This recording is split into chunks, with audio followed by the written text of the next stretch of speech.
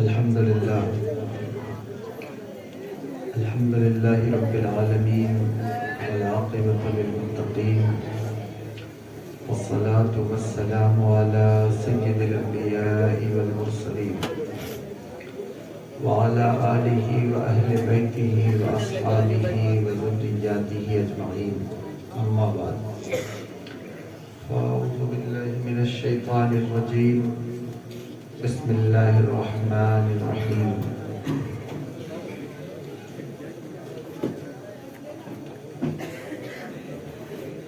ما آتاكم الرسول فخذوه وما نهاكم عنه فانتهوا صدق الله العلي العظيم وبلغنا رسوله النبي الأمين الكريم ونحن على ذلك لمن الشاهدين والشاكرين والحمد لله رب العالمين. وقال الله تبارك وتعالى في شان حبيبه الكريم إن الله وملائكته يصلون على النبي يا أيها الذين آمنوا صلوا عليه وسلموا تسليما. الصلاة والسلام عليك يا رسول الله، الصلاة والسلام عليك يا نبي الله، الصلاة والسلام عليك يا حبيب الله وعلى آلك وأصحابك يا نور الله صلى الله تعالى عليك وسلم. ممبر شریف پر جلوہ فراز علماء ملت اسلامیہ، کارکنان اجلاس اور جملہ محترم سامعین و حاضرین حاضرات، السلام علیکم ورحمۃ اللہ تعالی وبرکاتہ. وعلیکم السلام. اللہ رب العزت کا فضل ہے، اس کی دی ہوئی توفیق سے ہم اور آپ آج کے اس مبارک محفل میں شرکت کی سعادت حاصل کر رہے ہیں. اللہ تبارک و تعالی ہم سب کی حاضری کو قبول فرمائے. اس کا ساؤنڈ دھیما کر دیجئے اور ایسا کریے کہ بات سمجھ میں آئے، جو بات کی جائے وہ سمجھ میں آئے.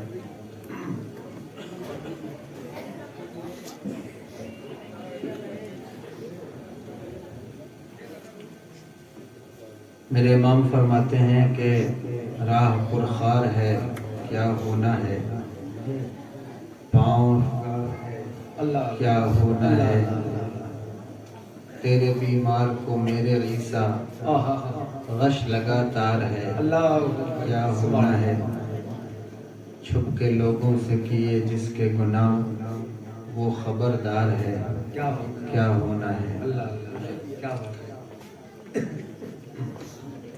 میں نے جس آیت کریمہ کی تلاوت کی ہے، یہ جو آواز گونج رہی ہے بھائی، جو ایکو ہے وہ شورا میں آپ آن کریے گا، میرے میں بند کر دیجیے اس کو، بڑی مہربانی ہوگی تاکہ کچھ بات سمجھ میں آئے.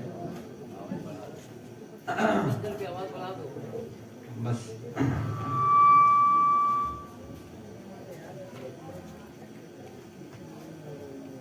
چھوٹا سا آپ کا یہ گاؤں جہاں آپ نے محفل رسول صلی اللہ تعالی علیہ وآلہ وسلم کا انعقاد کیا ہے.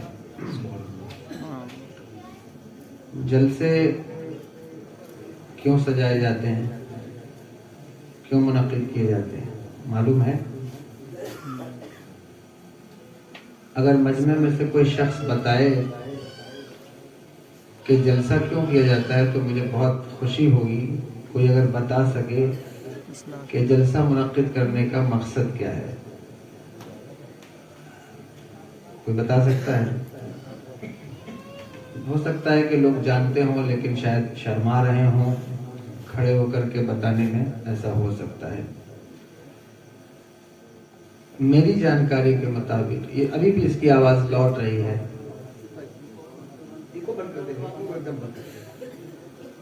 درود شریف پڑھیے. اللہ رب محمد صلی اللہ علیہ وسلم،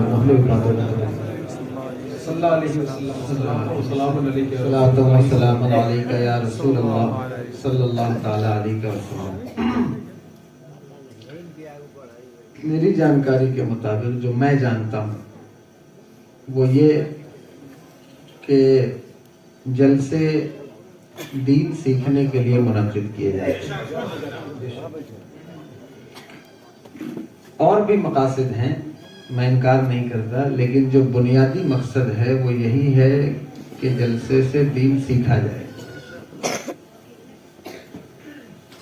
اگر آپ جلسے سے دین نہیں سیکھتے ہیں یا نہیں سیکھ پاتے ہیں تو مقصد جلسہ ختم ہو جاتا ہے۔ اس لیے جب بھی جلسہ منعقد کیجئے تو یہ سوچ کر منعقد کیجئے کہ ہمیں دین سیکھنا ہے۔ حضور کی محبت میں، عشق میں جو ہے وہ لوگ جلسہ کرتے ہیں اور کرنا چاہیے، لیکن ایک بات ہمیشہ یاد رکھیے کہ ہر محبت معیار نہیں ہوتی ہے، تو معیاری محبت کیجیے۔ جب حضور کی محفل ہو، حضور کا ذکر ہو، تو محفلوں کو معیاری بنائیے، فزیکل بھی اور یعنی کہ جسمانی طور پر بھی، ظاہری طور پر بھی اور روحانی طور پر بھی کوشش کیجیے کہ وہ محفلیں معیاری ہوں۔ نہیں آ رہی بات سمجھ میں؟ یعنی کہ ضروری نہیں ہے کہ جلسے میدان میں ہوں، ایسا ضروری نہیں ہے۔ محفل چھوٹے سے گھر میں بھی ہو سکتی ہے، کمرے میں بھی ہو سکتی ہے۔ کیا کر رہے ہو بھائی؟ تو جہاں بھی مجلس ہو، مجلس میں اس عقیدے کے ساتھ مجلس کرنی چاہیے کہ ہم جو مجلس کریں گے اس میں میرے حضور تشریف لائیں گے۔ بے شک۔ تو جب آپ کا یہ عقیدہ ہوگا، یہ نظریہ ہوگا، تو ظاہر ہے کہ آپ اپنے احوال پر، اپنی مجلس پر، جس جگہ آپ جلسہ کر رہے ہیں اس جگہ پر، ان ساری چیزوں پر آپ توجہ کریں گے، خیال رکھیں گے کہ وہ کیسی ہونی چاہیے۔ صحیح بات ہے؟ صحیح بات ہے۔ جلسہ کہیں بھی ہو سکتا ہے۔ میں اب آپ یہ مت سوچئے گا کہ میں شاید اس جگہ پر اعتراض کر رہا ہوں۔ لوگ کہاں کہاں جلسہ کرتے ہیں، جن کے پاس جو جگہ ہے وہاں جلسہ۔ سب سے اچھی جگہ مسجد ہے کہ مسجد میں آپ جلسہ کر لیں، وہاں کر لیں، لیکن لوگ مسجد میں جلسہ نہیں کرتے جلدی، بہت بحالت مجبوری۔ اگر بارش ہو جائے یا پرمیشن نہ ملے تو بہت مجبوری میں مسلمان مسجد میں جلسہ کرتا ہے۔ بولے صحیح بات ہے؟ بہت مجبوری میں۔ جبکہ مسلمان سب سے زیادہ مسجد میں ہی جلسہ کرنے والے تھے۔ اگر آپ پیچھے دیکھیں تو جو جلسے ہوتے تھے، محفلیں ہوتی تھیں، وہ مسجد میں ہی ہوتی تھی، اور مسجد ہی سب سے بہترین جگہ ہے جلسہ کرنے کی۔ اگر بڑی مسجد ہے اور مسجد میں اتنی کیپیسٹی ہے، اتنی جگہ ہے، تو آپ مسجد میں جلسہ کریے۔ وہاں ایک فائدہ ہوتا ہے جلسہ کرنے کا، کہ آپ کی جو بے راہ روی ہے وہ ختم ہو جاتی ہے۔ یعنی جیسے ابھی جلسہ ہو رہا ہے، محفل ہو رہی ہے، وہ دیکھیے پیچھے دو چار بچے ہیں، کوئی پیر پھیلا کے بیٹھے گا، کوئی لیٹ جائے گا، کوئی جو ہے وہ چلائے گا، کوئی چیخے گا، یہ چیزیں تو ختم ہو جاتی ہیں۔ تو جہاں بہت بڑی کانفرنس ہو، بہت بڑا اجتماع ہو، ہجوم ہو، تو پھر ٹھیک ہے میدان میں کیا جائے، لیکن جہاں چند لوگ ہیں، کم ہیں، مختصر ہیں، تو وہ یہ سمجھتے ہیں کہ ہم روڈ پر کریں گے تو جلسہ معیاری ہوگا۔ بات سمجھیے گا میری، ہم ٹینٹ لگائیں گے، پنڈال لگائیں گے تو وہ جلسہ معیاری ہو جائے گا، ایسا نہیں ہے۔ پنڈال سے، ٹینٹ سے، کرسی سے، باہر کر لینے سے، یہاں اٹھا کر چوراہے پہ جا کے کر لو، ہائی وے جام کر دو، اس سے جلسہ معیاری نہیں ہوتا ہے، اس سے جلسوں کا معیار نہیں بڑھتا ہے۔ جلسوں کا معیار تو آپ منعقد کرنے والے کے خلوص سے بڑھتا ہے کہ اس نے کس عقیدت سے، کس محبت سے، کس مقصد سے منعقد کیا۔ جو سامعین جلسے میں آئے، جو پڑھنے والے جلسے میں آئے، ان کے اندر کتنا خلوص ہے، تو اس سے جلسہ معیاری ہوتا ہے۔ تو اس لیے چونکہ آپ نے مجھے بلایا ہے اور میں تو کوئی بہت بڑا خطیب نہیں ہوں، لیکن ایک ایسے گاؤں میں اگر تقدیر مجھے لائی ہے تو میں سمجھتا ہوں کہ مجھے کچھ بات کرنی چاہیے، تو اس لیے میں نے یہ بات آپ کو بتائی کہ آپ جو ہے وہ خلوص کے ساتھ جلسہ منعقد کیجیے، کہیں بھی کیجیے، اور میں آپ سے گزارش کروں گا کہ آپ جتنا زیادہ مسجد کے اندر بیٹھیں گے، اپنی محفلوں کا انعقاد کریں گے، آپ اتنا ہی زیادہ مہذب ہو جائیں، کیونکہ مسجد مسلمانوں کو سویلائزڈ بناتی، مہذب بناتی ہے، مینرز سکھاتی ہے، سمجھ رہے ہیں آپ؟ محفل کا بھی آداب ہیں، اس کے مینرز ہیں، لیکن وہ افسوس یہ ہے کہ آپ کو معلوم نہیں ہے۔ پہلے آپ غور کریے، چونکہ یہ یو پی ہے اور آپ جو ہے وہ کانپور اور لکھنؤ کے درمیان ہیں، الہ آباد اور کانپور اور ادھر لکھنؤ، تو میرا خیال ہے کہ آپ کو معلوم ہوگا، آپ پیچھے جھانک کر دیکھیں 10-20 سال پیچھے، تو آپ دیکھیں گے کہ جب گھروں میں میلاد شریف ہوتا تھا تو ہمارے یہاں جو جازم بچھائی جاتی تھی وہ دھل کر آتی تھی، تو اسے بچھایا جاتا تھا۔ قرآن خوانی ہوتی تھی، میلاد پاک ہوتا تھا، تو ہمارے یہاں خوشبوؤں کا اہتمام کیا جاتا تھا یا نہیں کیا جاتا تھا۔ لیکن اب وہ محفل میلاد جو گھر کے اندر ہوتی تھی وہ نکل کر باہر آ گئی، تو ایسی بے راہ روی ہے، ایسی بے ادبی ہے، اور ایسے بیڈ مینرز کے ساتھ آپ جلسے بعض اوقات منعقد کرتے ہیں کہ اگر کوئی غیر آپ کی مجلس سے گزرے تو وہ حیران ہو جائے گا کہ کیا نبی کا ذکر کرنے والے بھی اس طرح سے جلسہ سنتے ہیں؟ جس کا جو جی چاہا وہ پہن کر آیا، جس کا جو جی چاہا وہ کھا کر کے بیٹھا اور باتیں سن رہا ہے، اٹھ کر کے چلا جائے گا۔ پیسہ دینا، لٹانا میں منع نہیں کرتا ہوں، اور میں شورا کی بارگاہ میں تو ہم کچھ کہہ نہیں سکتے، کیونکہ یہ نبی کی نعت پڑھنے والے ہیں اور ہم خود ان کا ادب کرتے ہیں، لیکن آپ کو بھی ادب کرنا چاہیے۔ میں نے پہلے ہی کہا کہ ہر محبت معیاری نہیں ہوتی، آپ چاہیں کہ ہم یوں لٹائیں گے اور زور سے نعرہ لگائیں گے تو اس سے جو ہے وہ جلسہ معیاری نہیں ہوگا۔ خدا کے لیے اپنے آپ کو، اپنے بچوں کو طریقے زندگی سکھائیے، جلسوں کی، محفلوں کے آداب ان کو سکھائیے، اور وہ آپ کو دیکھ کر سیکھتے ہیں۔ آپ محفلوں میں ٹوپی اتار کر بیٹھتے تھے، آپ کی نسلیں مسجدوں میں ٹوپی اتار کر نماز پڑھنے لگی۔ یہ غلط کہہ رہا ہوں؟ آپ بتائیے۔ آپ مجلسوں میں پیر پھیلا کے بیٹھتے تھے، لوگ مسجدوں میں پیر پھیلا کر کے بیٹھتے تھے۔ وہ اولادیں آپ سے سیکھتی ہیں، آپ ہی سے سیکھتی ہیں۔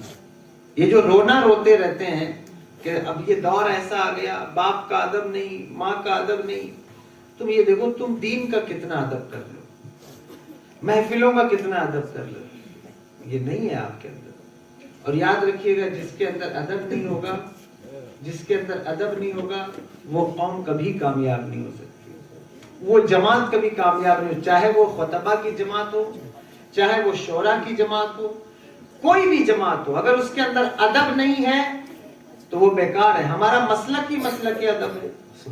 ہمارے امام کی چوکھٹ پہ لکھا ہے، با ادب با نصیب، بے ادب بے نصیب۔ جو ادب کرتا ہے وہ با نصیب ہوتا ہے۔ سبحان اللہ۔ اور یہ محفل تو سب سے زیادہ ادب کی محفل، کیونکہ حضور کی محفل، سبحان اللہ سبحان اللہ، تو سب سے زیادہ ادب کی محفل ہے۔ آپ کو معلوم ہے محفل کے آداب کیا ہوتے ہیں؟ اگر عقیدہ ہے، نعت شریف آپ پڑھ رہے ہیں، سن رہے ہیں کہ حضور آ رہے ہیں، حضور آ رہے ہیں، حضور آئیں گے، سب الفاظ ہی الفاظ ہیں۔ اگر تو دل سے یہ بات ہوتی تو کیا آپ اس حالت میں بیٹھ سکتے تھے جس حالت میں حضور آئیں گے تو آپ بیٹھیں گے؟ آپ بیٹھ سکتے ہیں؟ نہیں بیٹھ سکتے۔ یہ خاص بات ہے جو میں آپ سے کر رہا ہوں۔ تقریر بھی کر سکتا ہوں، اگر موقع رہا تو کر دوں گا، لیکن یہ خاص بات ہے، خدا کے لیے اس کو سمجھیے۔ اور جہاں جہاں بھی شہروں کا پہلے نظام خراب ہوا، لیکن گاؤں کا نہیں، لیکن اب گاؤں میں بھی جب ہم یہ چیزیں دیکھتے ہیں تو بڑی تکلیف ہوتی ہے کہ گاؤں کے لوگ تو بڑے محبت والے، بڑے ادب والے، اخلاص والے ہوتے ہیں۔ وہاں بھی اگر بدتمیزیاں پھیلیں گی تو پھر اللہ اکبر آگے نسلوں کا کیا ہوگا. اس لیے آپ سدھاریے, کوشش کیجئے کہ ادب کریے, زیادہ سے زیادہ محفلوں کا ادب کریے, جتنا ہو سکتا ہے اتنا کریے, اور جو بے ادبی کرے اس کو اپنی محفلوں سے نکال دیجئے, جو بے ادب ہو اس کو اپنی محفلوں سے کنارے کریے, کیونکہ سنی ہمیشہ باادب ہوتا ہے. بلکہ ہمارے اساتذہ تو کہتے ہیں کہ علم نہ بھی ہو لیکن ادب ہو تو بندہ منزل مقصود تک پہنچ جائے. سبحان اللہ سبحان اللہ سبحان اللہ سبحان اللہ سبحان اللہ. علم نہ بھی ہو لیکن ادب ہو تو بندہ پہنچ جاتا ہے. اور فرماتے ہیں کہ علم ادب آٹے کے برابر ہو اور علم نمک کے برابر ہو. علم کم ہو ادب زیادہ ہو. سمجھے, حضرت امام اعظم ابو حنیفہ رضی اللہ تعالیٰ عنہ نے 18 سال علم حاصل کیا, ساری زندگی حاصل کرتے رہے, لیکن فرماتے ہیں کہ 2 سال میں نے حضرت امام جعفر الصادق رضی اللہ تعالیٰ عنہ کی بارگاہ میں ادب سیکھا.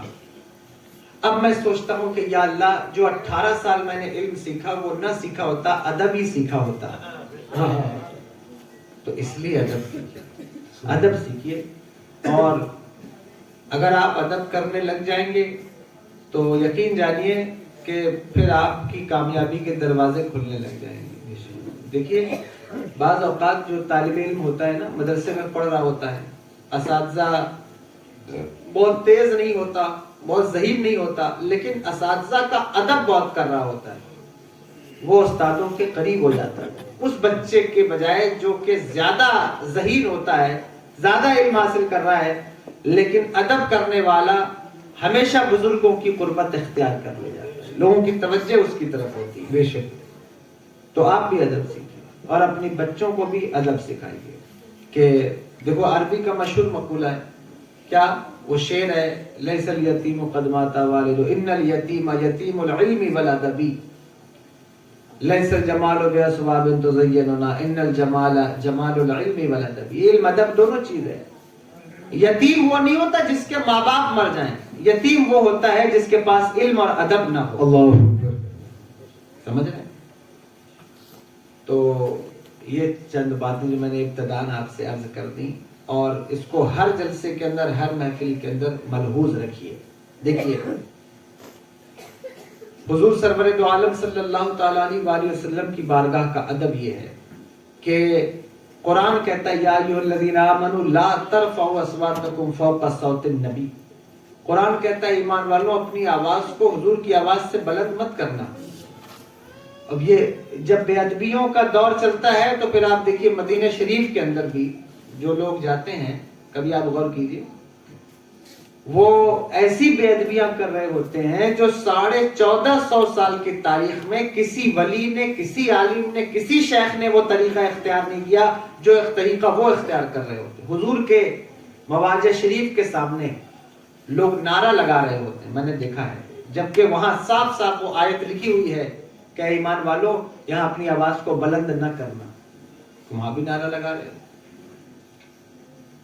آپ کو معلوم ہے کہ حضور سرور دو عالم صلی اللہ تعالی علیہ وسلم کی بارگاہ میں گنبد خضرا کی چھاؤں میں حضرت امام مالک رضی اللہ تعالیٰ عنہ 40 سال آپ نے درس حدیث دیا, سبحان اللہ, وہیں بیٹھ کر. سبحان اللہ سبحان اللہ. حضرت امام شافعی رحمۃ اللہ تعالی علیہ فرماتے ہیں میں نے 10 سال امام مالک سے گنبد خضرا کے چھاؤں میں بیٹھ کر علم حدیث سیکھا. سبحان اللہ. اور میں نے کوئی درسگاہ ناغہ نہیں کی, لیکن ایک بھی دن ایسا میں نے نہیں دیکھا کہ جب وہ کتاب کا ورق الٹے تو اس میں آواز پیدا ہو.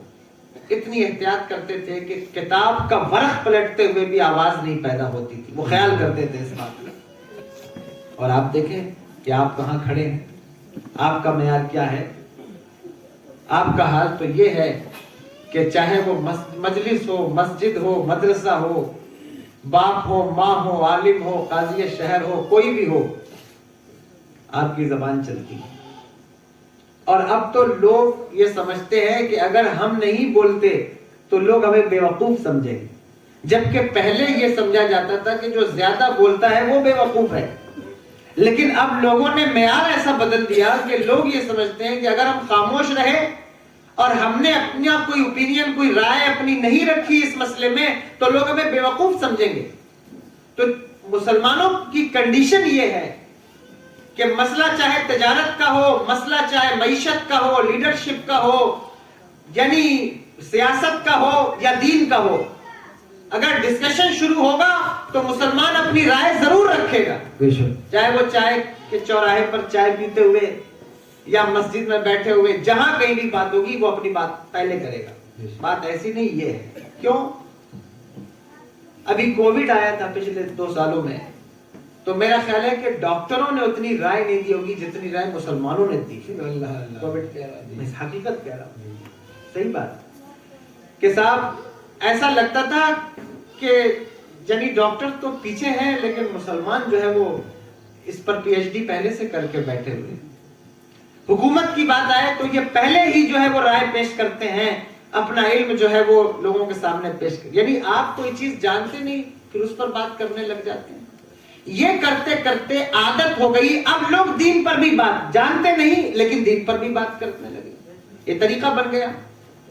دین کا دان نہیں جانتے لیکن دین پر بات کریں. دیکھیے تھوڑا سا ہمارے یہاں کوئی پڑھ لے، علم آ جائے، دیکھیے وہ کیسے بات کرتا ہے.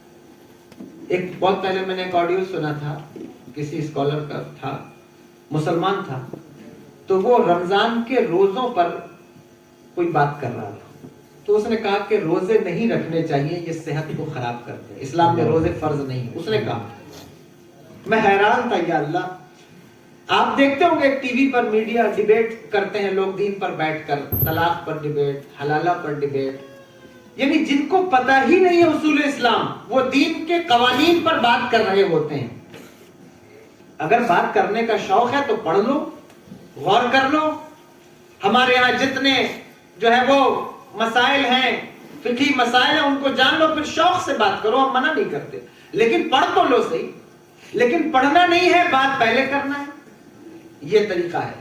یہ کیوں ہوتا ہے؟ یہ بے ادبیوں سے پیدا ہوتا ہے. جب انسان بے باک ہو جاتا ہے تو پھر کچھ بھی بات کرتا ہے. ہر مسئلے کا حل قوم مسلم کے پاس ہے، آپ اس سے پوچھیں وہ جواب آپ کو.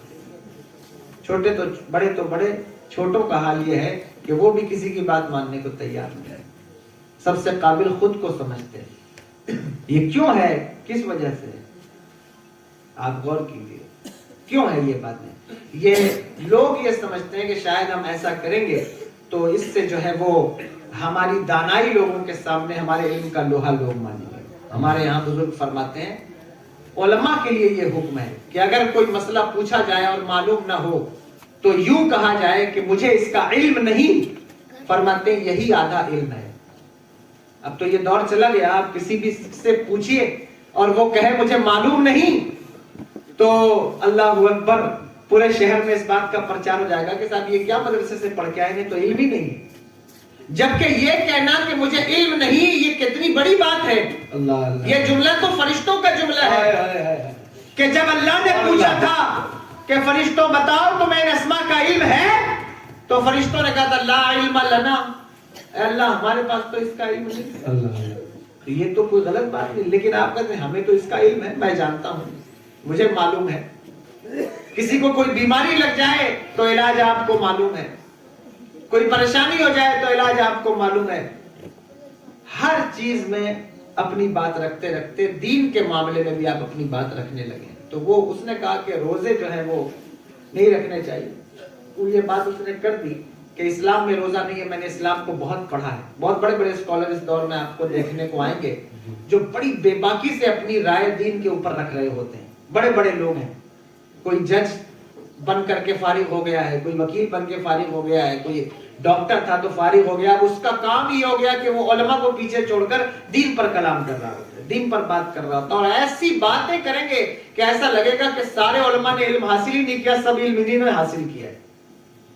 تو وہ بات کرتا روزہ نہیں رکھنا چاہیے. اس کو کسی مدرسے کے طالب علم نے دوسرے دن فون کیا، فون کر کے اس سے پوچھا کہ سر آپ نے بڑی اچھی بات کی، بہت اچھی بات آپ کر رہے تھے، تو ہم آپ سے ایک مسئلہ اور جاننا چاہتے ہیں، ایک بات پوچھنا چاہتے ہیں، آپ جواب دیں. کہا پوچھو. کہا آپ نے کبھی استنجا کیا ہے؟ اس سے پوچھا اس طالب علم نے. تو وہ جو اسلام کا مسئلہ بیان کر رہا تھا، جب اس سے پوچھا گیا آپ نے کبھی استنجا کیا ہے، تو اس نے کہا کہ نہیں میں نے تو نہیں کیا، لیکن میرے والد صاحب نے کیا ہے.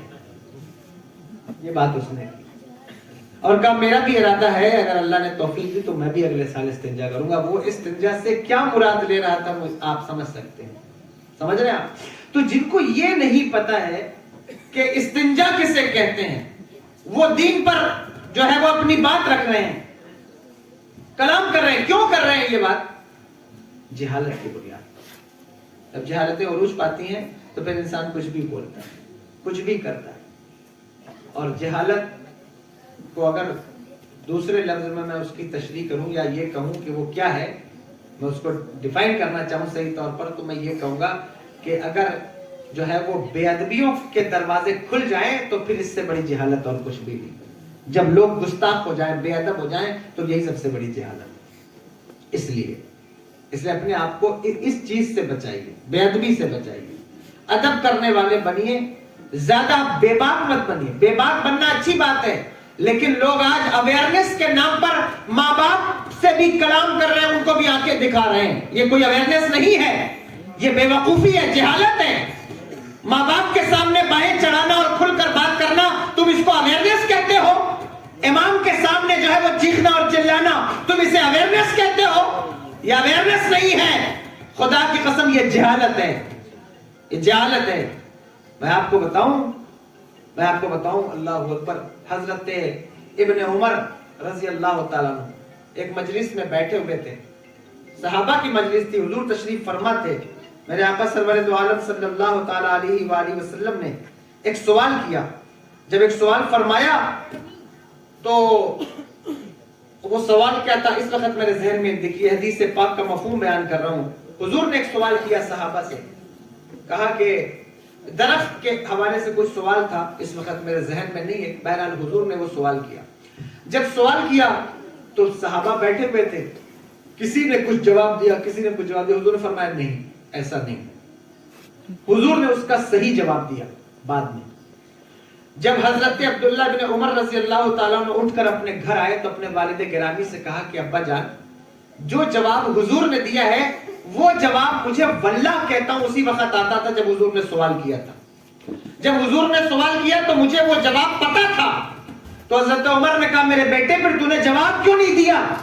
کہا ابا میں نے جواب اس لیے نہیں دیا کہ جب ابو بکر اور عمر جیسے لوگ خاموش ہیں تو میں کیسے جواب دوں، اس لیے میں خاموش رہ گیا، ورنہ مجھے جواب پتا تھا. اب آپ بتائیں اس تناظر میں اپنی زندگی کو دیکھیں کہ کیا آپ کے اندر یہ ادب ہے، آپ کے اندر یہ مینرز ہیں؟ نہیں ہے تو پھر ڈھونڈیے، تلاش کیجئے اور اس کو پیدا کیجئے. یاد رکھیے گا، علم حاصل کرنا الگ بات ہے اور ادب حاصل کرنا الگ بات ہے. علم تو لوگ حاصل کر لیتے ہیں، لیکن ضروری نہیں کہ جو علم حاصل کر کے آیا ہے وہ سچا انسان بھی ہو، اچھا انسان بھی ہو، مہذب بھی ہو، وہ کامیاب بھی ہو. ایسا ضروری نہیں ہے. یہی وجہ ہے کہ لوگ آکسفورڈ سے پڑھ کر آتے ہیں، لیکن کیا انگلینڈ یونیورسٹی سے پڑھ کر آنے والے جو ہے وہ ملک پہ کرپشن نہیں کرتے؟ ملک کا بٹا انہوں نے نہیں بیٹھایا ہوا ہے؟ اللہ اکبر. جو ہے وہ یوکرین سے جو ہے وہ آرکیٹیکٹ کر کے آنے والے پڑھنے والے جو ہے وہ کیا ملک کے اندر ایسا کام نہیں کر رہے جس سے ہزاروں کی جانیں جا رہی ہیں؟ ڈاکٹر بننے والے کیا اسی کووڈ پیریڈ میں لوگوں کی کڈنیاں نہیں بیچی گئی؟ کیا یہ کوئی چھپی ڈھکی بات ہے؟ یہ تو کھلی بات ہے.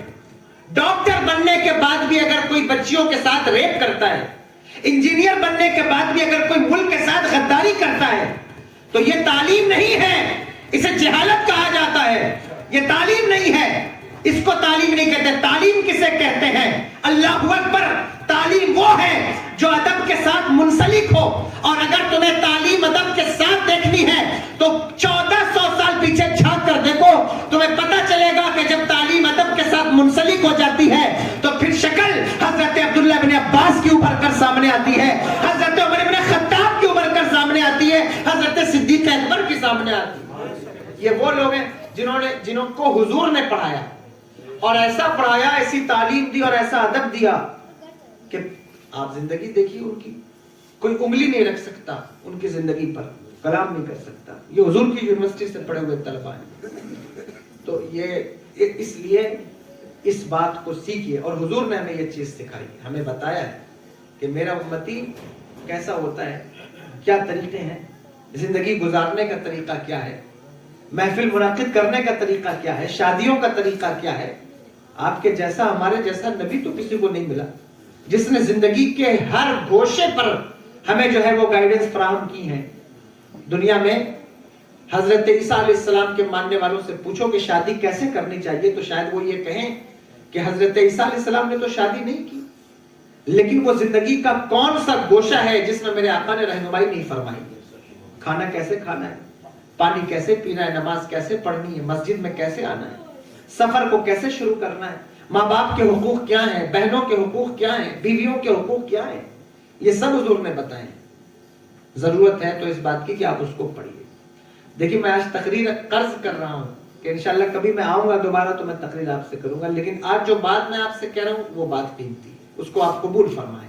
तकरीरें रोज होती हैं और हमारे लिए आसान है कि हम फन दिखाएं और चले जाएं, लेकिन जो बात मैं आपसे कह रहा हूं इस बात को अपने दिल की तख्ती पर नोट कीजिएगा, याद रखिए कि आप अपना मिशन बना लीजिए कि हमें मुअद्दब बनना है, हमें अदब करने वाला बनना। अगर आपने ये सोच लिया तो फिर आप कामयाब हो जाएंगे, बहुत आगे निकल जाएंगे। आपकी पस्ती का जो आप शिकवा करते रहते हैं कि मुसलमान परेशान हाल है, मुसीबतों में घिरा हुआ है, फला है, डिमा है, अपने अमाल पर आप गौर करें, आप नजर करें कि आप क्या कर रहे हैं, आप कहां खड़े हुए हैं।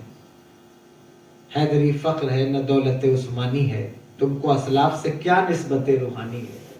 हर कोई मस्त मय तन आसानी है, तुम मुसलमान हो क्या यही अंदाज़े मुसलमानी है।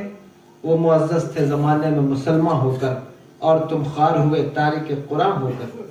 तुम्हारे पास तो कुछ भी नहीं है, कोई भी चीज़ नहीं है। इतराने की और उड़ने की वजह क्या है, मुझे बताओ। कोई चीज़ तुम्हारे पास नहीं। पूरी दुनिया के अंदर आपकी जो हालत है आप उस पर गौर कर लीजिए, आपको पता चल जाएगा। ये जो जब स्टेजों के सामने लोग लहक लहक कर नारे लगाते हैं तो मैं हैरान, मैं मना नहीं करता नारों से, लेकिन मैं हैरान होता हूँ कि या अल्लाह, ये नारे लगाने वाले जो इतना उछल कर नारा लगा रहे हैं, अगर ये 40 साल 30 साल के हैं तो नारा लगाना तो इन्होंने सीख लिया, लेकिन 30-40 साल से आज तक ईद के नमाज की नीयत नहीं सीख सके। अगर इमाम ईद के नमाज की नीयत ना बताए तो इनकी नमाज दुरुस्त नहीं हो। अगर जनाजे का तरीका जो है वो इमाम मैयत को सामने रखकर ना बताए तो शायद ये नमाज ना पढ़ सके, और करते भी ऐसा ही है। कितने होंगे जो जनाजे की नियत जानते होंगे या उसका तरीका जानते होंगे? नहीं जानते। चाचा, बड़े बड़े बुजुर्ग हमारे धीरे धीरे मोबाइल चलाना सीख जाते हैं, धीरे धीरे। मैं कभी देखता हूँ अपने इलाके में कि वो क्या कर रहे हैं, 70 साल की उम्र है, लेकिन धीरे धीरे हजरत वो मैं सीख रहा हूँ, सीख गया हूँ। मैं कहता हूँ मुबारक हो कि आपने मोबाइल चलाना सीख लिया है, लेकिन अगर आप 70 साल के हैं तो क्या आपने कभी कोशिश की है कुरान पाक को सीखने की? क्या आपने कभी कोशिश की है कि मैं कुरान का एक लफ्ज पढ़ सकूं? और अगर नहीं की है तो क्यों नहीं की है? अल्लाह की नेमतें खा खा करके दांत टूट गए, बाल सफेद हो गए, लेकिन आज तक अगर ये फिक्र पैदा न हुई कि मुझे अल्लाह को मनाना भी है, उसकी तरफ लौटना भी है, तो फिर मुझे बताइए कि आप कहाँ खड़े। खैर, अर्ज ये करना चाहता हूँ कि मेरे भाइयों, हुजूर ने जो तुम्हें जिंदगी का तरीका और सलीका दिया है उस तरीके को कबूल करो। कुरान कहता है मा अताकुमुर रसूल फखुज़ू वमा नहाकुम अन्हु फंतहू। मुस्तफा जो तुम्हें अता फरमा दे उसे ले लो, और जिससे रोक दे उससे रुक जाओ, जिससे मना कर दे उससे रुक जाओ। तुम्हें देखना सिर्फ ये है कि हुजूर ने हमें किस बात की तरफ जो है वो इशारा किया है, किस बात को हमें, कौन सी चीजें हैं जो हुजूर ने हमें अता की हैं, और कौन सी वो चीजें हैं जिससे हुजूर ने हमें मना फरमाया। जिन चीजों से हुजूर ने मना फरमाया है उनमें से एक बात मैंने आपको बयान कर दी कि बेअदबी और बेहुदगी, इन चीजों से हुजूर ने मना फरमाया। ये अच्छी बात है, ये अच्छा तरीका नहीं, इससे हुजूर ने रोका। इंसान को हमेशा बावकार और संजीदा और मुहज्जब अंदाज में जिंदगी गुजारने की कोशिश करनी चाहिए। ये तरीका हमें हुजूर ने अता फरमाया। बल्कि मेरे हुजूर की आदत करीमा तो ये है, अल्लाह अकबर, کہ ساری زندگی کبھی حضور کو کسی نے ناک چھنکتے ہوئے نہیں دیکھا، ساری زندگی کبھی حضور نے کسی کے سامنے تھوکا نہیں. یہ حضور کی عادت کریمہ ہے. اور آپ ان کے امتی ہو کر آپ دیکھیے کہ حال کیا ہوتا ہے. آپ اچھا خاصا اپنے گھر کا پینٹ کرائیں اور جو ہے وہ ایک میلاد کی محفل رکھ لیں، پھر آپ دیکھیے کہ وہ دیوار جو ہے وہ تھوک سے لال ہو جائے گی. یہ مسلمانوں کا طریقہ ہے. تو آپ بتائیے کہ آپ نبی کی امتی ہیں، آپ یہ طریقہ اختیار کیے بیٹھے. حضور نے تو ایسا کبھی نہیں کیا. حضور نے تو اس بات سے منع فرمایا. حالت یہ ہے کہ آپ جو ہے وہ شرم اور حیا نام کی چیز ہی نہیں ہے لوگوں کے اندر. بچیوں کے ساتھ گھر میں عورتیں موجود ہیں، بہویں موجود ہیں، بیٹیاں موجود ہیں، اس کے باوجود بھی لوگ جو ہے وہ سطر کھول کر ٹہل رہے ہوتے ہیں گھٹنوں سے اوپر. بعض لوگ تو جانگیاں پہن کے گھر میں ٹہل رہے ہوتے ہیں. آپ کو معلوم ہے میرے آقا سرور دو عالم صلی اللہ تعالی علیہ وآلہ وسلم جب خانہ کعبہ تعمیر ہو رہا تھا، حضور کے دور میں ابھی اعلان نبوت نہیں ہوا تھا. حضور نے ایک پتھر اٹھایا، لوگ پتھر اٹھا کر کے لاتے تھے کہ خانہ کعبہ کی دیوار تعمیر ہو. حضور نے بھی ایک پتھر اٹھایا اور وہاں طریقہ یہ تھا کہ لوگ لمبا جبہ پہنتے تھے تو اپنی تہبند کھول کر کے اس کا وہ بنا کر کے سر پہ رکھ لیتے تھے اور پتھر اس کے اوپر رکھ کر پھر لاتے تھے. تو سارے لوگوں کا طریقہ یہی تھا. لیکن میرے آقا سرور دو عالم صلی اللہ تعالی علیہ وآلہ وسلم نے وہ پتھر ہی اپنے سر پر رکھ لیا. آپ کے چچا حضرت عباس رضی اللہ تعالیٰ عنہ نے دیکھا تو کہنے لگے کہ آپ جو ہے وہ اپنے سر پر یہ پتھر کیوں رکھتے ہیں؟ اپنی تہبند کو اتار کر وہ اس کا یہ کیوں نہیں بنا لیتے جو سر پر رکھا جاتا ہے؟ جبکہ حضور نے جبہ پہنا ہوا تھا. اور آپ کو معلوم ہے عربی لوگوں کے جبے ٹخنے سے ٹخنے تک ہوتے ہیں، یعنی پنڈلیوں کے نیچے تک ہوتے ہیں. اس کے باوجود بھی آپ کے چچا نے جب تہبند کھینچ دی تو اللہ اکبر، میرے آقا غش کھا کر زمین پر تشریف لے آئے، بے ہوش ہو گئے حضور. کہ شرم کا عالم یہ تھا میرے آقا سرور دو عالم صلی اللہ تعالی وسلم کا. اور آپ بتائیے کہ آپ کا عالم کیا ہے، آپ کی کیفیت کیا ہے؟ گلی ہو، محلہ ہو، کوچہ ہو، آپ ننگے جو ہے وہ ٹہل رہے ہوتے ہیں. اور اس طرز عمل کو پھر اس کی نحوست یہ ہوتی ہے کہ اس کا اثر آپ کی بچیوں تک پہنچتا ہے، بہنوں تک پہنچتا ہے. ظاہر ہے کہ جب مرد بے پردہ ہو جائیں گے، ظاہر ہے جب مرد بے شرم ہو جائیں گے تو عورتیں بھی بے شرم ہونے لگ جائیں گی، عورتیں بھی بے حیا ہونے لگ جائیں گی. اور نتیجتاً بچیاں اور بہنوں کے اندر سے بھی شرم جو ہے وہ نکلتی جا رہی ہے، غائب ہوتی جا رہی ہے. بس مسلمانوں کو شرم آتی ہے تو کس بات پر شرم آتی ہے؟ ان کو شرم آتی ہے نماز پڑھنے میں. اگر اسٹیشن پر اب تو خیر بینڈ ہو گیا، کوئی ساروجنک پر نماز نہیں پڑھ سکتا، لیکن کنڈیشن یہ ہے، حالت یہ ہے اللہ اکبر کہ اگر ان کو کہا جائے کہ لوگوں کے سامنے نماز پڑھیں تو ان کو وہاں شرم آتی، نماز پڑھنے میں شرم آتی ہے. یعنی کہ آپ دیکھیے تو صحیح، امامہ باندھنے میں اور جو ہے وہ ٹوپی لگانے میں شرم آتی ہے، لیکن جانگیاں پہن کر گھومنے میں شرم نہیں آتی. تو یہ مسلمانوں کی کنڈیشن ہے، یہ حالت ہے. اپنی حالتوں پر غور کیجئے، اندازہ لگائیے. جب بھی دنیا کے اندر جب بھی کوئی قوم برباد ہوئی ہے تو اپنے نبی کے طریقے کو چھوڑ کر برباد ہوئی ہے. جب جب قوموں نے اپنے نبیوں کے طریقوں کو چھوڑا ہے وہ قومیں برباد ہوئی ہیں. یاد کرو پچھلے دور کو، حضرت نوح علیہ السلام کا دور دیکھو، حضرت موسیٰ علیہ السلام کا دور دیکھو، تمہیں پتہ چلے انبیاء کے طریقے کو چھوڑنے پر قومیں برباد ہوتی ہیں. اگر آپ اپنے نبی کے طریقے کو چھوڑ رہے ہیں، یہ جو بربادی کے دروازے کھل رہے ہیں، کیا یہ اس بنیاد پر نہیں ہے کہ آپ نے حضور کے طریقے کو چھوڑ دیا؟ طریقے مصطفیٰ کو چھوڑنا ہے وجہ بربادی، اسی سے قوم دنیا میں ہوئی بے اقتدار اپنی. آپ نے حضور کے طریقے کو چھوڑا ہے جس کی بنیاد پر آپ بربادیوں کا شکار ہیں. بربادیاں آ رہی ہیں، بربادیوں کے دروازے کھلے ہوئے ہیں. لوگ کہتے ہیں کیا بربادی ہے، ہم تو بہت اچھا کما رہے ہیں، کھا رہے ہیں، ہمارے یہاں کیا بربادی ہے؟ میں کہتا ہوں اتنا کمانے کے بعد بھی کبھی اس کے پیچھے کبھی اس کے پیچھے برکت ہی نہیں ہے. کتنے لوگ خانقاہ میں روز آتے ہیں جو ہمارے پاس آتے ہیں صرف اس لیے کہ کوئی ایسا تعویذ دے، حضرت میں بلڈر ہوں، میں بلڈنگیں بناتا ہوں، پیسوں کی کمی نہیں ہے لیکن برکت نہیں ہے، سمجھ ہی میں نہیں آتا پیسے گئے کہاں. حضرت بہت کماتا ہوں، انجینئر ہوں، لیکن پیسے کا کچھ پتہ نہیں. بولو غلط کہہ رہا ہوں؟ صحیح کہہ رہا ہوں. برکت ختم ہو گئی. معلوم ہے یہ برکت کیوں ختم ہوتی ہے؟ حضرت ابراہیم بن ادہم رضی اللہ تعالیٰ عنہ سے ایک شخص نے پوچھا تھا، توجہ ہے آپ کی یا ختم کر دوں؟ نہیں سننا چاہتے؟ یا تقریر شروع کروں کہیے بولو. حضرت ابراہیم بن ادہم رضی اللہ تعالیٰ عنہ سے ایک شخص نے پوچھا کہ حضرت بتائیں برکت نام کی کوئی چیز ہوتی ہے؟ آپ نے فرمایا تو برکت کو نہیں مانتا. کچھ لوگ ہوتے ہیں نہیں مانتے, اس دور میں بھی نہیں مانتے کچھ لوگ. ان سے کہا جائے کہ جو ہے وہ فاتحہ پڑھو کھانے میں برکت ہوگی, وہ کہتے ہیں یہ برکت کیا, ہم نہیں مانتے. کچھ ہیں جو فاتحہ کا انکار کرنے والے, مجلسوں کا انکار کرنے والے. حضرت ابراہیم بن ادہم سے کسی نے پوچھا حضرت برکت ہوتی کہاں ہوتی ہے؟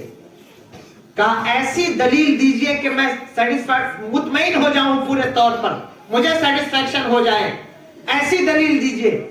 فرمایا اچھا آ میں تجھے دلیل دیتا ہوں. اس کا ہاتھ پکڑا اور ہاتھ پکڑ کر جنگل کی طرف گئے اور کہا دیکھ یہ کیا ہے؟ کہا حضرت یہ بکریوں کا ریوڑ ہے. کہا بتا جس گاؤں میں بھی تو جائے گا تجھے بکریوں کا ریوڑ ملے گا یا نہیں؟ کہنے لگا ضرور ملے گا, ہر گاؤں کے اندر بکریاں ہوتی ہیں, شہر میں بکریاں ہوتی ہیں. کہا بتا بکریوں کو ہم کب سے کھا رہے ہیں؟ کہا حضور جب سے پیدا ہوئے ہیں تب سے بکریاں کھا رہے ہیں, کاٹ کاٹ کر کھا رہے ہیں.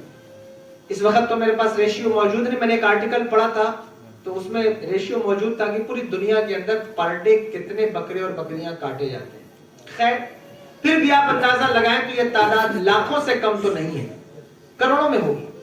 کتنے بکرے کاٹے جاتے ہیں, کتنی بکریاں کاٹی جاتی ہیں پر ڈے. اور قربانی کے موقع پر یہ ریشیو تو بوسٹ کر جاتا ہے, پتہ نہیں کہ پھر کتنا ہوتا ہوگا. لیکن فرماتے ہیں کہ بتاؤ بکریاں سال میں کتنے بچے دیتی ہیں؟ اس نے کہا حضور ایک یا دو بچے. کہا کہ بتاؤ یہ برکت نہیں ہے تو اور کیا ہے؟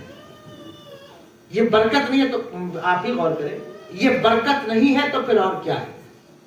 کہا حضور بے شک یہ واقعی برکت ہے کہ جس کو ہم شروع سے کھاتے آ رہے ہیں, کاٹتے آ رہے ہیں, روز کاٹتے ہیں. عقیقے میں بکری, ولیمے میں بکری, نکاح میں بکری, 40ویں میں بکری. کون سا ایسا موقع ہے جب ہم بکرے اور بکری نہیں کاٹتے؟ ہر موقع پر کاٹتے ہیں. بچے 20 سال کے بعد ایک یا دو بچے, اور اتنی برکت. فرمایا برکت دیکھی ہے, بے برکتی بھی دیکھ لے. تو اس کا ہاتھ پکڑا اور قوم کے کوڑے دان پر لائے. وہاں کتے بیٹھے ہوئے تھے. آپ نے فرمایا بتا کتے سال میں کتنے بچے دیتے ہیں؟ کہا حضور جب بچے دیتے 8 سے 10 بچے دیتے. کہا بتا کتوں کو کتنے لوگ کھاتے ہیں؟ کہا حضور کوئی بھی نہیں کھاتا. چلو اس دور میں کوئی نہیں کھاتا ہوگا, یا اس دور میں تو کچھ کنٹریز ایسی ہیں جس میں لوگ اس کا بھی استعمال کر رہے ہیں. لیکن خیر اگر آپ ریشیو دیکھیں گے تو وہ بہت معمولی ہے, بہت مائنر ہے. یعنی آپ اس کو نوٹس نہیں کیجئے. کوئی نہیں کھاتا. کہا یہی جائے گا کہ کوئی نہیں کھاتا, اور بچے بھی اتنے. لیکن کسی شہر کے اندر تم کتوں کا ریوڑ دکھاؤ گے, جن کو چرانے والے جو ہے وہ کتوں کا ریوڑ لے کر کے تمہیں ہم دکھاؤ کسی شہر کے اندر, کسی گاؤں کے اندر, بلا شبہ کتے خریدے بیچے جاتے ہیں, لیکن کتوں کا ریوڑ آپ نہیں دکھا سکتے. وہ قدموں میں گر گیا. کہا حضور واقعی مجھے تشفی ہو گئی کہ برکت ہوتی ہے, برکت اور بے برکتی دونوں ہوتی ہے. لیکن حضور یہ بھی بتاتے ہیں کہ یہ بکریوں کو برکت ملی کیسے, اور یہ کتوں کو بے برکتی کیسے ملی.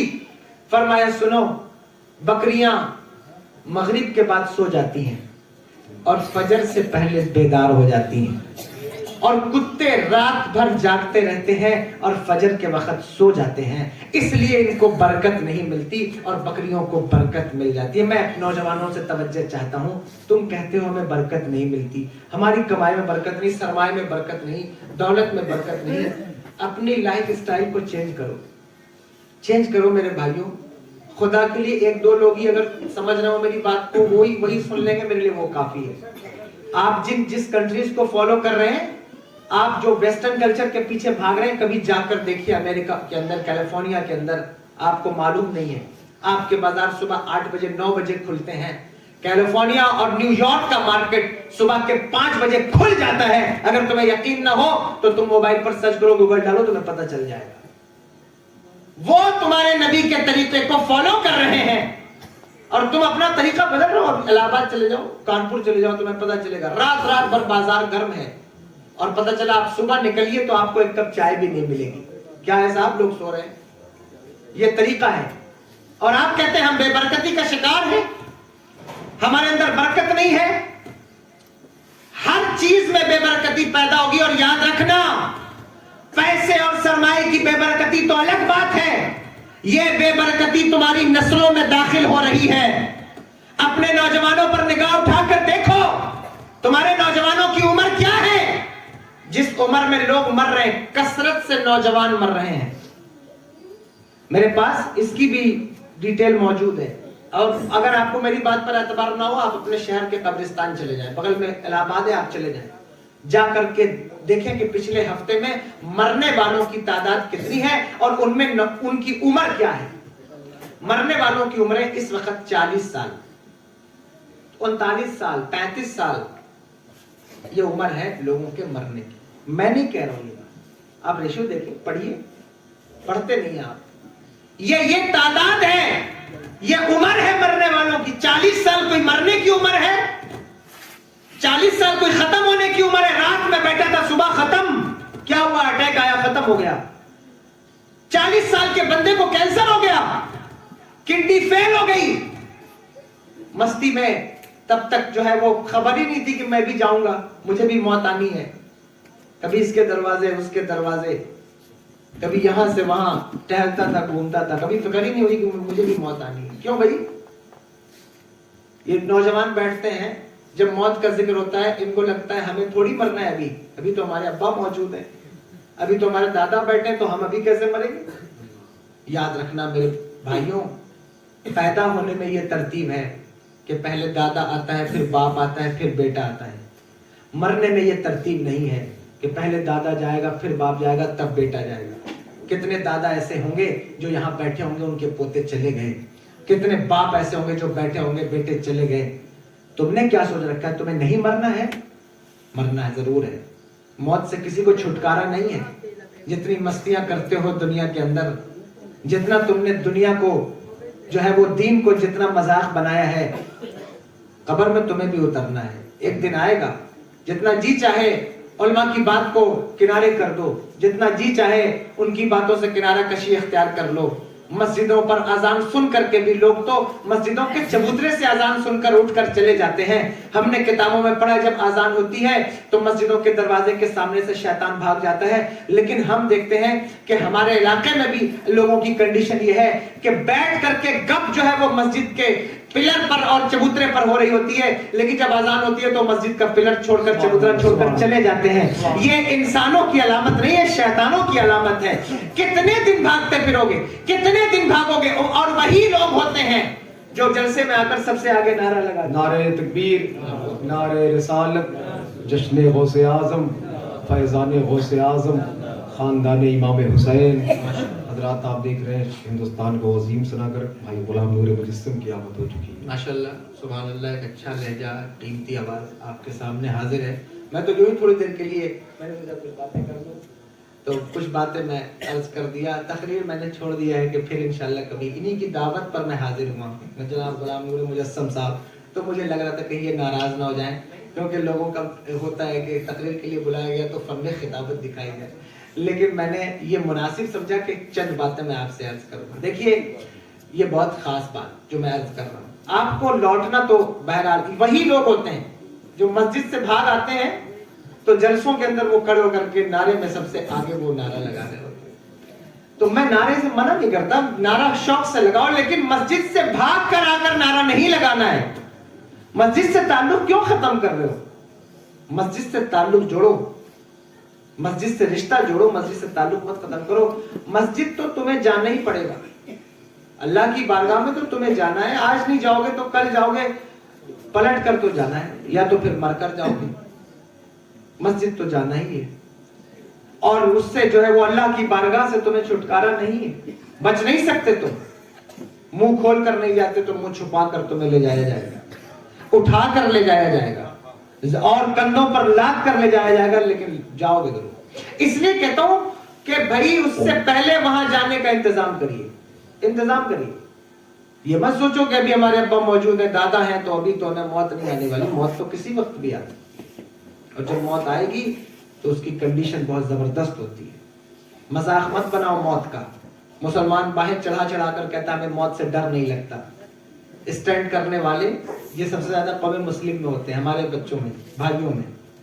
हाई वे पर, सड़कों पर आप देखिए, और ये जज्बा रबीउल अव्वल शरीफ के मौके पर और बढ़ जाता है इनके अंदर। मुहर्रम आ जाए, रबीउल अव्वल शरीफ आ जाए, तो फिर आप देखिए कारनामे दिखा रहे होते हैं, कैसे कैसे कारनामे। अल्लाह रहम फरमाए। मैं एक्सरसाइज से मना नहीं करता, और मेरा वो मिजाज नहीं है। मेरे यहाँ, मेरे स्कूल में, मेरे मदरसे में एक शोबा कायम है, मैं उससे मना नहीं करता, लेकिन मैं ये कहता हूँ कि आप देखो कि आपकी ये हरकत कितनी नाजेबा है जो आप सड़कों पर कर रहे हो, कितनी गलत बात है जो आप सड़कों के ऊपर कर रहे हो। वो कहते हैं हमें मौत से डर नहीं लगता। मौत का से तुम्हारा सामना नहीं हुआ है। जिस दिन मौत से सामना होगा, खुदा की कसम 2 साल तक लोगों ने मौत के डर से अपने दरवाजे बंद कर लिए हैं। क्या तुमने नहीं देखा? लोगों ने रिश्तेदारों के जनाजे छोड़ दिए, मौत का डर नहीं तो और क्या था? मुझे बताओ, माँ बाप के जनाजों में लोग शामिल नहीं हुए, ये मौत का डर नहीं था तो फिर और क्या था? तुम कहते हो हम मौत से नहीं डरते, तुमने मौत को देखा नहीं है, तुम्हें पता नहीं है मौत की तकलीफ क्या है। अल्लाह का नबी हजरत मूसा अलैहिस्सलाम, अल्लाह अकबर, विसाल के बाद अल्लाह ने पूछा, मेरे मूसा तूने मौत को कैसा पाया?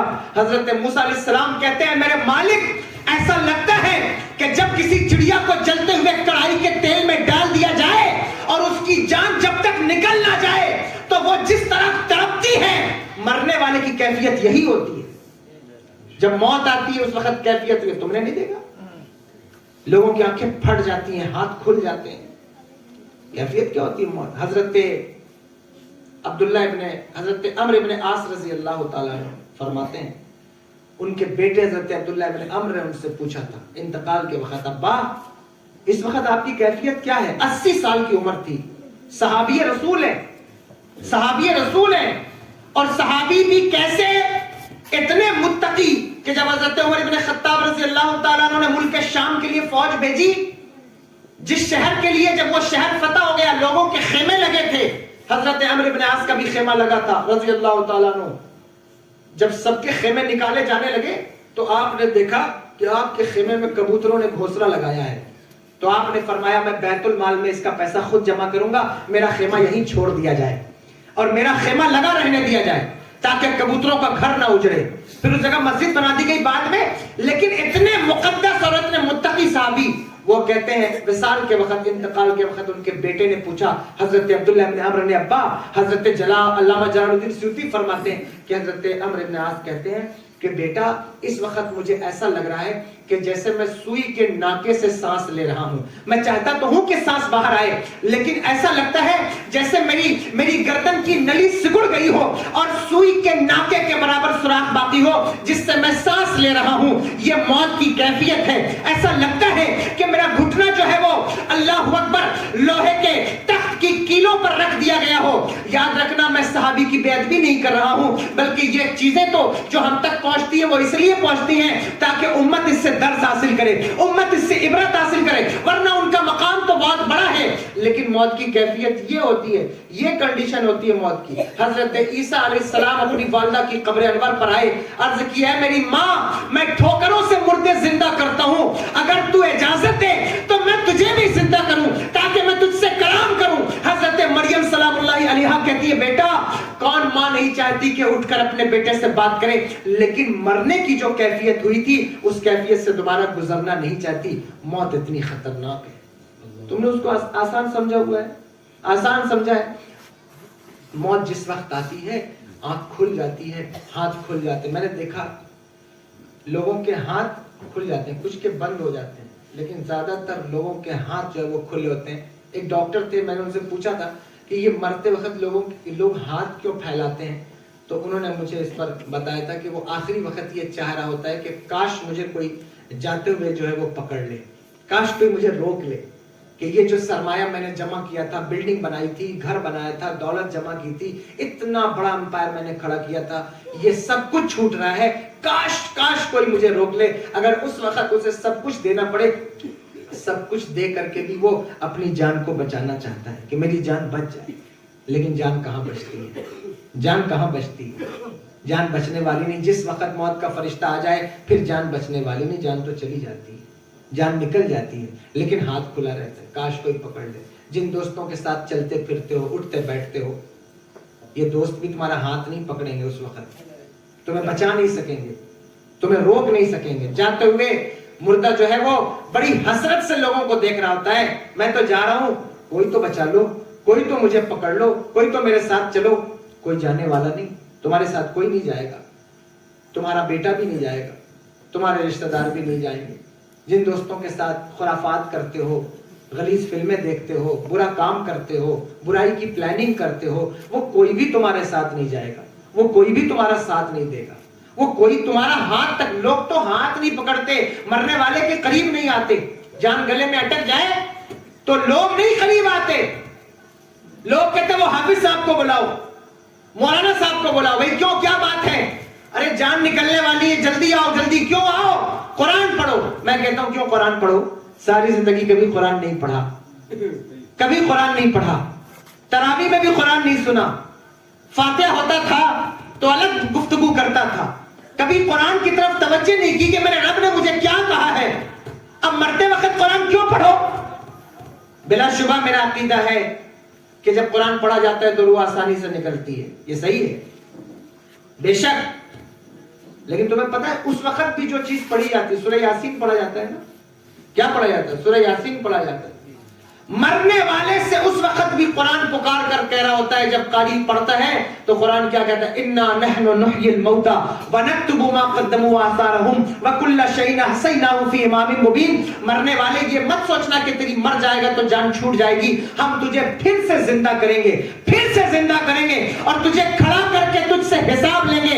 جو تو نے آگے بھیجا ہے, جو تو نے پیچھے چھوڑا ہے, رائی کے دانے کے برابر بھی جو تو نے کیا ہے دنیا میں, وہ سب کچھ ہم تجھ سے پوچھیں گے. وَمَن يَعْمَلْ مِثْقَالَ ذَرَّةٍ خَيْرًا يَرَهُ وَمَن يَعْمَلْ مِثْقَالَ ذَرَّةٍ شَرًّا يَرَهُ. رائی کے دانے کے برابر بھی نیکیاں کی ہیں وہ بھی دکھیں گی, برائیاں کی ہیں وہ بھی دکھیں گی. اس وقت قرآن کہہ رہا ہو, سمجھے آپ؟ تو آپ سوچتے ہیں کہ موت آسان چیز ہے, موت آسان نہیں ہے. لوگ ہاتھ تک پکڑنے کو تیار نہیں ہوتے, پاس بیٹھنے کو تیار نہیں ہوتے, یہ بچے غسل دینے کو تیار نہیں ہوتے ماں باپ کو.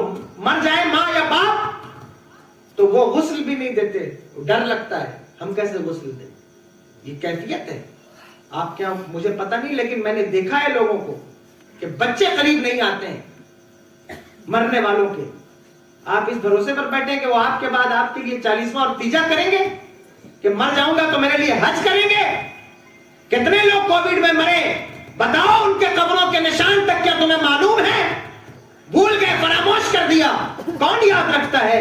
کس کو اتنی خبر ہے؟ پے فاتحہ کوئی آئے کیوں, کوئی 4 پھول چڑھائے کیوں, میں تو بے کسی کا مزار ہوں, جو کسی کے کام نہ آ سکے میں وہ ایک مشت غبار ہوں. کون یاد رکھے گا تمہیں, کون یاد رکھے گا؟ لوگ جو ہے وہ دین دھرم بھول گئے, تمہیں یاد رکھیں گے؟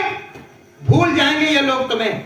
ایک پارا بھی تمہارے لیے بیٹھ کے پڑھنے والا کوئی نہیں ہوگا. جن بچوں کے پیچھے اپنی آخرت خراب, میں بچوں کی پرورش سے منع نہیں کرتا, خوب پرورش کرو, خوب کماؤ, خوب بزنس کرو. میری تقریریں ہیں اس پر کہ اس وقت مسلمانوں کے لیے بزنس کتنا ضروری ہے اور بزنس کا کون سا طریقہ اختیار کرنا چاہیے, دیکھ لینا. میں بزنس کے خلاف نہیں ہوں, لیکن میں اس بات کے خلاف ہوں کہ بزنس کے چکر میں اگر اپنی آخرت کو خراب کر رہے ہو, بزنس کے چکر میں روزوں کو ترک کر رہے ہو, نماز کو چھوڑ رہے ہو, بزنس کے چکر میں اگر دین کو فراموش کر کے آگے بڑھ رہے ہو تو تم سے بڑا بے وقوف کوئی نہیں ہے.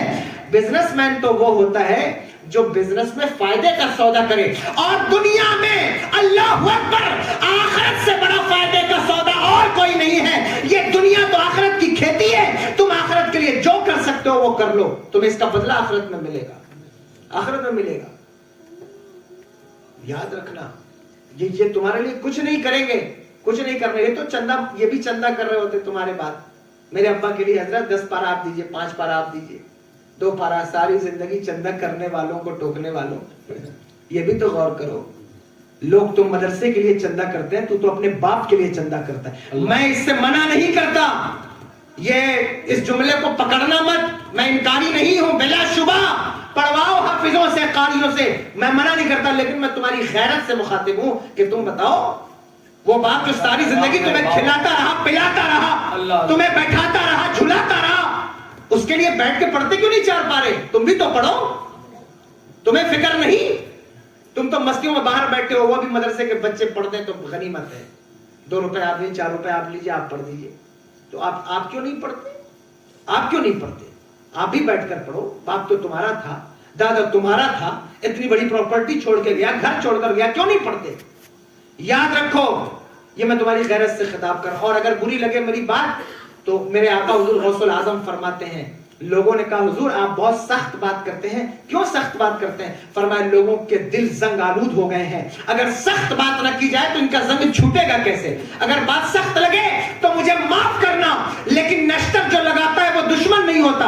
मैं तुमसे सिर्फ इतना कहना चाहता हूं कि मुसलमानों जरा खबर तो लो, जरा फिक्र तो करो, किसके पीछे भाग रहे हो, कहां भाग रहे हो, कितना कमाओगे और कमा के कहां ले जाओगे? कब्र में कोई अलमारी नहीं है, कफन में कोई जेब नहीं है, मौत का फरिश्ता कोई रिश्वत नहीं लेता, कहां लेकर जाओगे ये पैसा, क्या करोगे? मरते वक्त कोई तुम्हारे साथ नहीं आएगा। जिन रिश्तेदारों के चक्कर में, औलाद के चक्कर में तुमने आखिरत को तर्क किया है, ये तुम्हारा हाथ भी नहीं पकड़ेंगे। लेकिन खुदा की कसम, अगर तुमने अपना हाथ गौसुल आजम के हाथ में दिया है, अगर अपना हाथ गरीब नवाज के हाथ में दिया है, तो वल्लाह वो पहुंचेंगे, फरियाद को पहुंचेंगे। इतना भी तो हो कोई जो आह करे दिल से, वो सुनेंगे, आएंगे। सच्चा हाथ दे के देखो, सच्चे कादरी बन के देखो, सच्चे कादरी बनो, सच्चे, झूठे कादरी मत बनना। देखो कादरियों, तुम्हारा तो मुकद्दर है अल्लाह अकबर कि तुम कादरी हो, सच्चे कादरी बनो, सच्चे कादरी। हुजूर गौसुल आजम की निस्बत से जलसा है गालिबन, एक बात, हुजूर गौसुल आजम का फैजान छा रहा है महफिल पर, अल्लाह कादरियत का रंग गालिब करे। बस ये बात, ये एक ही बात के सच्चे कादरी बन जाओ। मैं गुफ्तगू खत्म कर रहा हूं, सच्चे कादरी बन जाओ, बेड़ा पार हो जाएगा, तुम्हारा काम हो जाएगा। लेकिन सच्चे कादरी बनना, सिर्फ जबान से कादरी मत बनो। कादरी वो होता है, कादरी वो होता है, पहले तो इंसान बनो, फिर मुसलमान बनो, उसके बाद सुन्नी बनो, उसके बाद जो है वो कादरी बनो, उसके बाद कादरी बनो। समझ रहे? तो आप ये अगर आप सच्चे कादरी बन गए तो फिर आपकी तरक्की, कादरी वो होता है जो हर रोज तरक्की करता है, कादरी वो है जो हर दिन उरूज पाता है। कादरियों का कोई दिन जो है वो बराबर नहीं है, हर दिन कादरियों का वजन बढ़ता जाता है, हर दिन कादरियों की मंजिलें आगे बढ़ती जाती है, और हर दिन ये तरीका जो है वो मेरे इमाम ने नहीं कहा, जान है इश्क मुस्तफा, रोज फजू करे खुदा, जिसको हो दर्द का मजा नाज़े दवा उठाए क्यों। फरमाते हैं कि आशिकों के इश्क में रोज इजाफा होता है, रोज इजाफा होता है, हर दिन मंजिलें बढ़ती हैं। मैं हुजूर गौसुल आजम की शान क्या ही बयान कर पाऊंगा, कादरियों की बात बयान करके बात खत्म कर देती। एक बुजुर्ग, बहुत बड़े, एक ही बात से आप, मैं समझता हूँ कि शायद आप समझ जाएंगे। बहुत बड़े बुजुर्ग हजरत अब्दुल रहमान तफसौजी रहमतुल्लाह तआला अलैह, बाज़ लोग उनको नेहाबंदी कहते, तो बहुत बड़े बुजुर्ग, वो अपनी मजलिस में बैठे थे, और अपनी मजलिस में बैठे बैठे, जब अपनों में इंसान बैठता है ना, तो कुछ बातें दिल की होती हैं, खुली बातें होती हैं। जैसे हम यहाँ बैठे आपके सामने, तो चंद बातें हो रही हैं, आमतौर पर हम लोग जलसों में ऐसी बात तो नहीं कर पाते, तो लोगों की रिक्वायरमेंट होती है कुछ और बात कीजिए। तो अपनी महफिल में बैठे थे, बैठे उन्होंने एक बात कही, अल्लाह का शुक्र अदा करते हुए, तहदीस नेमत के तौर पे, अल्लाह के वली थे, उन्होंने कहा कि इस वक्त मेरे जैसा वली कोई नहीं। ये बात उन्होंने की अपनी महफिल के अंदर। तो उनकी महफिल में कादरी भी बैठे थे, हुजूर गौसुल आजम के मुरीद थे, अल्लाह अकबर, वो बैठे हुए थे। तो जब हजरत अब्दुल रहमान तफसौजी ने ये बात की, तो वो जो कादरी फकीर बैठे थे वो उठ के खड़े हो गए, और उन्होंने अपनी चादर को उतार के फेंक दिया और कहा कि आप कहते हैं आपके जैसा वली कोई नहीं, ये जमाना हुजूर गौसुल आजम का है, ये जमाना हुजूर गौसुल आजम का है। आप कहते हैं आपके जैसा वली कोई नहीं, तो आप मुझसे मुकाबला करें, मुझसे मुकाबला करें। बहुत तवज्जो, कहा मुझसे मुकाबला करें। तो जब हजरत अब्दुल रहमान ने देखा, अल्लाह के वली थे, उन्होंने देखा तो फरमाया कि वाकई तेरा पीर बहुत बड़ा है, वाकई तेरा पीर बहुत बड़ा है, इसलिए कि मैं देख रहा हूं कि तेरे बदन के एक एक रोए से नूर निकल रहा है। ये कादरियों की शान है, ये कादरियों की शान है कि तेरे बदन के एक एक रोए से नूर निकल रहा है, ये कादरियों की शान है। आप अपनी जिंदगी पर गौर कीजिए। आप कहते हैं हम कादरी, रातों दिन पढ़ते कादरी कर, कादरी रख, कादरियों में उठा, कदर अब्दुल कादर कुदरत नुमा के वास्ते, लेकिन आप गौर तो कीजिए, जिसके बदन के एक एक रोए से नूर निकल रहा हो, दुनिया उससे नफरत कैसे कर सकती है? लोग आपसे नफरत क्यों कर रहे हैं? آپ سمجھتے ہیں کہ ہمارے جبہ دستار داڑھی ٹوپی کی وجہ سے لوگ ہم سے نفرت کرتے ہیں؟ خدا کی قسم ایسا ہو نہیں سکتا، کیونکہ یہ میرے حضور کا لباس ہے، یہ مسنون ہے۔ حضور کے لباس سے کوئی نفرت کر نہیں سکتا۔ جو لوگ نفرت کرتے ہیں وہ آپ کے چہروں پر عیاں ہونے والی گناہوں کی نحوست سے نفرت کرتے ہیں، ان چیزوں سے نفرت نہیں کرتے۔ قادریوں کے بدن سے نور نکلتا ہے، ان کو جو دیکھتا ہے وہ انہی کا ہو جاتا ہے۔ کہتے ہیں کہ میں آپ کے دیکھ رہا ہوں کہ آپ کے بدن سے نور نکل رہا ہے، آپ یہ چادر اوڑھ لیجئے۔ فرمایا نہیں، میں اس وقت تک چادر نہیں اوڑھوں گا جب تک اس بات کا فیصلہ نہیں ہو جاتا کہ آپ کہتے ہیں آپ کے جیسا ولی کوئی نہیں۔ قادری تھے تو مریدوں کو یہ بات بری لگی، ظاہر ہے کہ جب اس زمانے میں بری لگتی ہے تو اس زمانے میں کتنی بری لگتی ہوگی، تو وہ بری لگی ظاہر ہے، لیکن پیر کے سامنے اس وقت مرید بھی مؤدب ہوتے تھے۔ اب تو پیر صاحب خاموش ہوتے ہیں، مرید پہلے گفتگو کرتا ہے۔ یہ میں نے شروعات میں کہا کہ اب استاد خاموش بیٹھتا ہے، شاگرد آگے گفتگو کرتا ہے، پیر خاموش ہوتا ہے اور مرید ہی میدان سنبھال رہے ہوتے ہیں۔ تو یہ نہیں ہے، پیر اگر موجود ہے تو پھر ادب یہ ہے کہ وہ خاموش ہو۔ تو ان کے مرید خاموش تھے کیونکہ پیر صاحب حاضر تھے، خاموش تھے، لیکن بات بری لگی تو حضرت عبد الرحمن تفسونجی نے کہا کہ میں گزارش کرتا ہوں اپنی چادر اوڑھیے۔ جب اتنا کہا اور ان کے پیر کے حوالے سے کہا تو آپ نے جلال میں کہا میری چادر پیش کی جائے۔ اپنی بیوی کو حکم دیا تو ان کی بیوی تو وہاں موجود نہیں تھی، لیکن ایک ہاتھ نمودار ہوا۔ دیکھو میں آپ سے بات کر رہا ہوں سنیوں سے، کوئی بیگانہ بیٹھا ہو تو میرا کلام اس سے نہیں ہے، اس لیے نہیں ہے کہ جو لوگ آج تک معراج کا سفر نہیں مان سکے ہیں وہ یہ باتیں کیا مانیں گے اور کیسے مان سکیں گے؟ وہ جن کو ابھی تک یہ سمجھ میں نہیں آیا کہ جو ہے وہ جو اللہ کے ولیوں کا مقام کیا ہے، اور جو آج تک یہ نہیں سمجھ سکے کہ حضور دیوار کے پیچھے بھی دیکھتے ہیں یا نہیں، تو وہ ان سے میرا یہ کلام نہیں۔ دیو کے بندوں سے کم ہے یہ خطاب، تو نہ ان کا ہے نہ تھا پھر تجھ کو کیا۔ میں تو بس آپ سے کلام کر رہا ہوں، آپ سے گفتگو کر رہا ہوں، اپنے بھائیوں سے بات کر رہا ہوں۔ سوتیلے بھائیوں سے بعض اوقات راز کی بات بتانے میں کنویں میں جانے کا خطرہ ہوتا ہے، تو میں ان سے یہ بات نہیں، آپ سے یہ بات کہہ رہا ہوں۔ وہ ہاتھ نمودار ہوا، ہاتھ نمودار ہوا، اور جب ہاتھ نمودار ہوا تو مریدوں نے دیکھا کہ بیوی کو حکم دیا اور ہاتھ نمودار ہوا اور چادر اٹھا کر پیش کی گئی۔ یہاں تو آپ موجودگی میں بھی حکم دیں اتنے جلال میں تو شاید ہی کسی کی بیوی بات مانے اور چادر پیش کرے، بلکہ چادر کے بجائے کچھ اور نہ پیش کرے۔ تو مریدوں کو حیرانی ہوئی کہ جب بیوی اتنی پہنچی ہوئی ہے تو یہ کتنا پہنچا ہوا ہوگا، اور یہ اتنے پہنچے ہوئے ہیں تو ان کے پیر کتنے پہنچے ہوئے ہوں گے۔ یہ جو ہم حضور غوث الاعظم کی کرامتیں بیان کرتے ہیں نا، مقصد یہ نہیں ہوتا کہ تقریر کو چمکائیں یا کوئی فن خطابت دکھائیں۔ مقصد لوگ پوچھتے ہیں کیوں بیان کرتے ہو، کیوں بیان کرتے ہو، یہ فضیلت غوث اعظم کیوں بیان کی جاتی ہے، شان غوث اعظم کیوں بیان کی جاتی ہے؟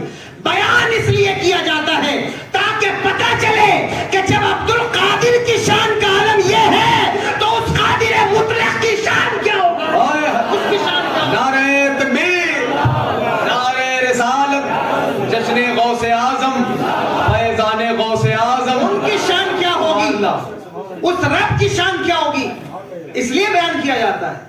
ہمارا مقصد یہ نہیں ہوتا کہ ہم خانقاہوں میں محدود کر کے چھوڑ دیں، مقصد یہ ہے کہ جب کوئی خانقاہ تک آئے گا اور دیکھے گا اللہ کے ولی کی شان یہ ہے تو اللہ کے نبی کی شان کیا ہوگی، اور جب نبی کی شان یہ ہے تو پھر وہ وحدہ لا شریک، جس کا کوئی شریک نہیں، اس کی شان کیا ہوگی۔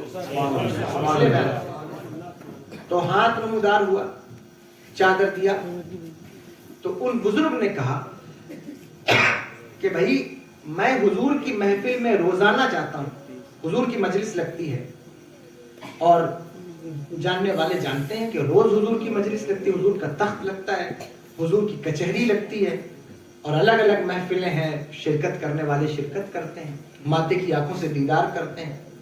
پھر کہتا ہوں اپنے لوگوں سے یہ بات کر رہا ہوں، دوسروں سے نہیں کر رہا ہوں، کیونکہ ان کو سمجھ میں نہیں آ سکتا، ان کو سمجھا بھی نہیں سکتے ہیں، کیونکہ ہم کہتے ہیں حضور کی کچہری لگتی ہے تو وہ کہتے ہیں کہ اچھا दलील का हैजा पड़ जाता है बाज़ औक़ात। देखो बुरा मत मानना मेरी, मैं बहुत समझाने के फॉर्म में ये बात इसलिए कर रहा हूँ ताकि ये बात भी समझ में आ जाए आपको कि वलियों की महफिल है और इमामुल औलिया की मजलिस का इनेकाद आपने किया है, तो ये जो है वो उक्दा भी हल हो जाए। तो ये कि लोग इस बात को नहीं समझते कि कैसे चले गए, कैसे आ गए, कैसे हो गया, ये क्या हुआ, मजलिस लगती है, कहाँ कुरान में कहाँ हदीस में दलील दो, दलील दो। बिना दलील के हम कोई बात मानेंगे ही नहीं।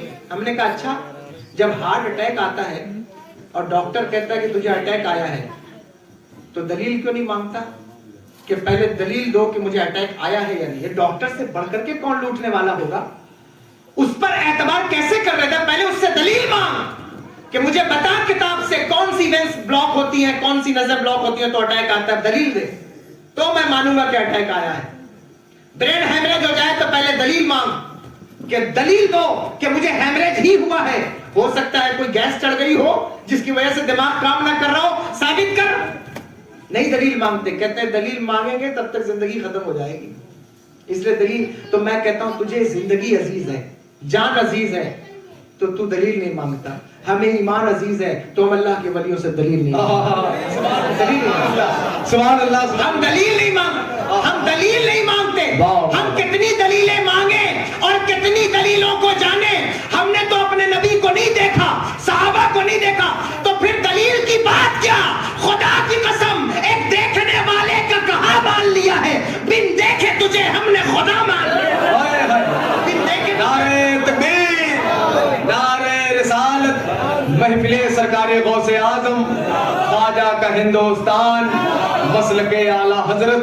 हमने नहीं देखा, हमने नहीं देखा, बस एक देखने वाले का कहा मान लिया है। और इसीलिए हम कहते हैं कि दलील का हैजा ना पड़े।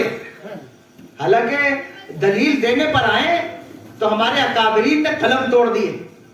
अगर दलीली की बात हो तो कलम तोड़ दिए। तुम दलील की बात कर, तो यहां कैसे गए, वहां कैसे आए, जो है वो इतनी जल्दी औलिया सफर कैसे कर लेते हैं। हदीस से मांगो, हदीस से दलील दें, कुरान से मांगो, कुरान से दें, साइंस से मांगो तो साइंस से दलील दें। तुम्हें नहीं पता, तुम्हें मालूम नहीं, साइंस पढ़ो। जो साइंस का स्टूडेंट बैठे होंगे इस वक्त मौजूद तो नहीं है, लेकिन मैं इजमालन इस बात को इसलिए टच कर रहा हूं ताकि इमामुल औलिया की महफिल है, अल्लाह अकबर, इस बात का उक्दा भी हल हो जाए। तुम्हें पता है ये 3 डायमेंशंस की दुनिया है जिसमें हम 3 तरह से हरकत कर सकते हैं। दुनिया टाइम ट्रेवलिंग पर मूवीज बना रही है।